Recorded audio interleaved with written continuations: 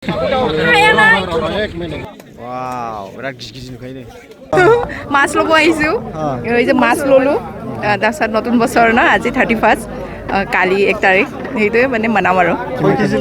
7 KG দুটা এটা bracket আৰু এটা কিবা গ্ৰাছ কাপ দুটা মিলি পেলাই হা পাৰ কেজি 250 কৰে থ্যাংক ইউ गोजाम बोसोरनि बयनिसिमबो जोंनिफ्राय खुलुमनाय थाबाय जोङो स्टाफनिफ्राय फैदों सेटि स्टाफ जों दिनै माने गोजाम बोसोरखौ बिदाय होनायजों लोगोसे बे नाजोंनो जोङो बोसोर गोजामखौ बिदाय होनानै गोदान बोसोरखौ बरायनो थाखाय जोङो आखायाव लादों जोङो 5 केजि लाबाय एसे मानैजों 5 केजि जादों मानैजों 5 केजि 300 ग्राम जादों बेसेबां मोनदों ओरैनो बिराद खम रेटआव मोनदों जोङो 250 आव मोनदों पार केजि बिराद रंजानाय मोनदों जोङो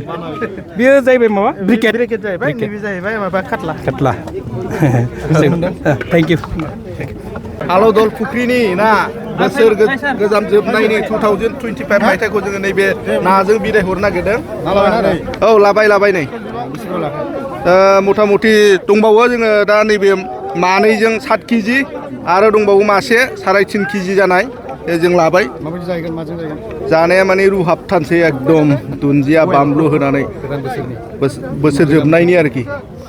2025 मायथाइखौ बिदाय होनसै जोंनो नाजोंनो बेसेबां दामाव मोनखो 250 केजियाव गासै जोङो दंबावो गासै 15 केजि जासिगोनदां औ बोसोरै लांफैखायो नोंथां बोसोरै लांफैनाय जायो माबायदि टेस्ट जायो बे फुख्रिनि गोथाव मोजां टेस्टआनो जायो दे थेंक इउ